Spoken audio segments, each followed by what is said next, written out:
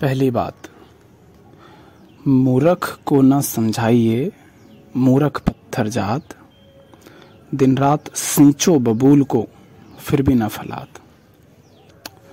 अगर आप गलत पेड़ को खाद पानी दे रहे हो, उसको सींच रहे हो, तो चाहे उसे दिन रात सींचो, उसमें फल नहीं आते।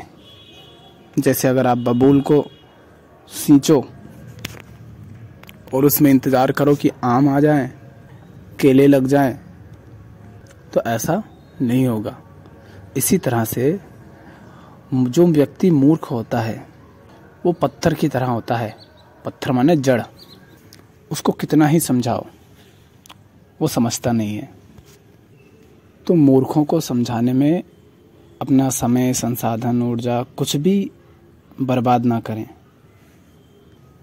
क्योंकि आप केवल उसे ही समझा सकते हैं जो खुद समझना चाहता हो। जिस व्यक्ति की नीयत ही नहीं है समझने की,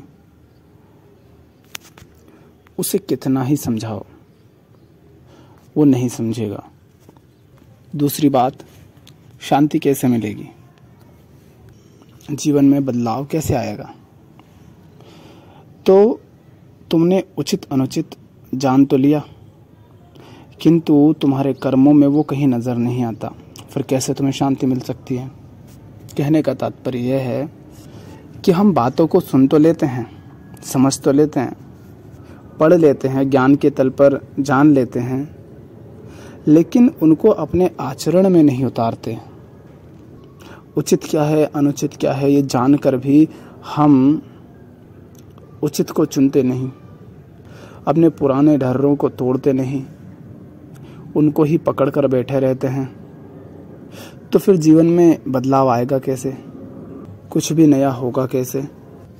तो जीवन में रूपांतरण आए, इसके लिए बहुत ज़रूरी है कि आप जो जान रहे हैं, जो सीख रहे हैं, अगर सचमुच वो उचित है तो उसे आचरण में उतरने दें, उसे अपना जीवन बन जाने दो। अन्यथा कितना ही पढ़ लो, सुन लो, जान लो, वो सब किसी काम का नहीं रह जाएगा।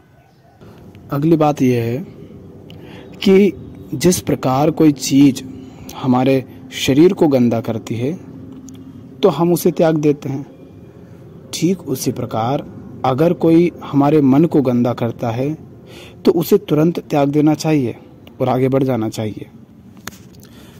अगर हम ईमानदारी से देखें तो कहीं ना कहीं हम मन की शांति को ज़्यादा महत्व देते हैं, लेकिन हकीकत जीवन में अगर शरीर पर कोई गंदगी लग जाती है तो हम उसे तुरंत त्याग देते हैं। सोचते नहीं ज़्यादा, ये नहीं सोचते कि इसको फेंक दिया तो क्या नुकसान हो जाएगा या क्या छिन जाएगा।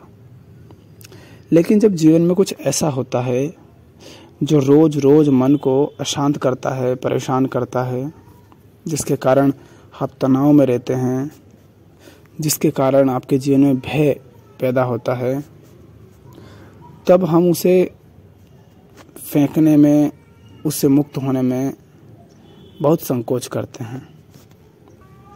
तो हमें उसके प्रति भी उतना ही सजग रहना चाहिए जो मन को अशांत करता है, जितना कि हम उसके प्रति रहते हैं जो शरीर को गंदा करता है। शरीर से जब तक गंदगी नहीं हटाओगे तब तक वो साफ नहीं होगा। उसी प्रकार जो चीज़, जो वस्तु, जो बात मन को परेशान कर रही है, मन को अज्ञान से, अंधकार से, व्यर्थ की बातों से गंदा कर रही है, जब तक उस चीज़ को नहीं त्यागोगे, उससे मुक्त नहीं हो जाओगे, तब तक मन भी साफ नहीं होगा, मन भी शांत नहीं होगा। और एक बात और हमेशा याद रखना, जो डरा हुआ है वो मरा हुआ है। जिंदा आदमी की पहचान होती है कि वो डर डर कर नहीं जीता, और अगर कभी जीवन में डर आता भी है तो डरते डरते भी आगे बढ़ता रहता है, किंतु रुकता नहीं।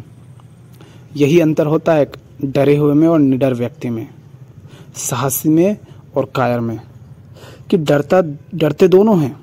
जो साहसी है वो भी डरता है जो कायर है वो भी डरता है, लेकिन कायर डर जाता है और रुक जाता है, किंतु साहसी डरता है और डरते डरते भी आगे बढ़ता है, निर्णय लेता है। तो डर से मुक्त होकर आगे नहीं बढ़ सकते, तो डर के साथ आगे बढ़ो।